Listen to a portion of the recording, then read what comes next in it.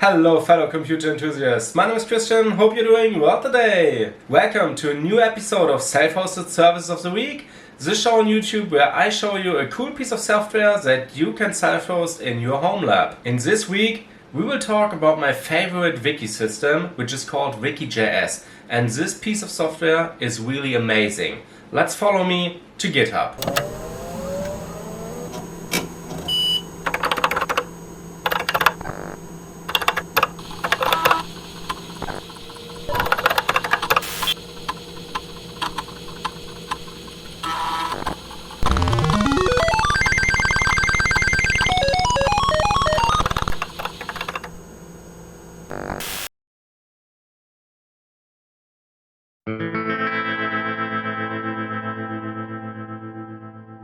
Over the course of the years, as a professional software developer and entrepreneur, I learned in a lot of business talks that it's always a good idea to start with why. So before we talk about the WikiJS features, the installation, the configuration, and my use cases, let's clarify why you might need a wiki.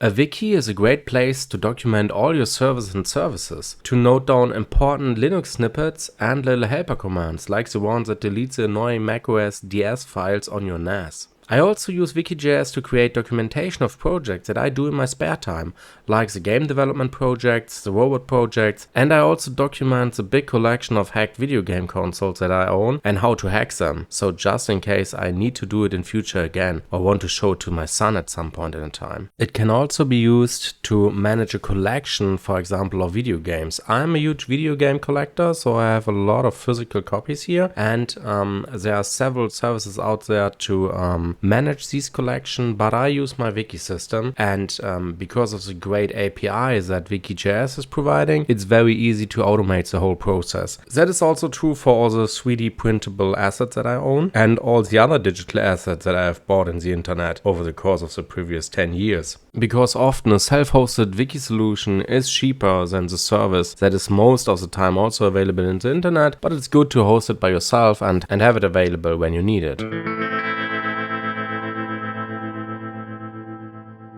WikiJS is a modern, lightweight and powerful wiki application built on Node.js. According to their website, it's the most powerful and extensible open source wiki out there. I know the software for many years, and what I really love about WikiJS is that it's very easy to install and to use, and the administration interface works like a charm.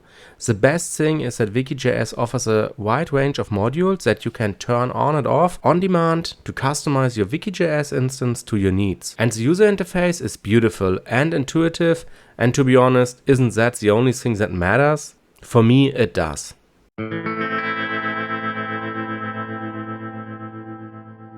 WikiJS is open source, which is awesome, and it comes with a lot of cool features, and the team behind WikiJS is improving it further. The system comes with a visual builder for non-tech people, but also supports Markdown and plain HTML if you want to do something like docs as code. In my humble opinion, the search engine and the version tracking are also on an enterprise level. WikiJS supports a variety of diagrams such as UML, flowcharts and more, and comes with full-color syntax highlighting and line numbering for source code snippets, which is awesome. If you plan to automate a whole lot of things with your wiki, I have good news for you, because WikiJS comes with a GraphQL API, which is amazing. In general, GraphQL is a query language for APIs and a runtime for fulfilling those queries with existing data.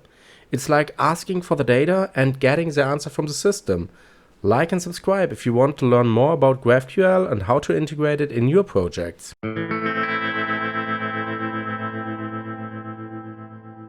The installation of WikiJS is really simple, and it runs on every system that is able to run Node.js, which means it runs on Linux, macOS and Windows, as well as on container solutions such as Docker, Kubernetes and Heroku. In my home lab there are 2 wiki instances which are directly installed as unweight apps, which is in general a Docker container, and another instance running in my Raspberry Pi Kubernetes cluster.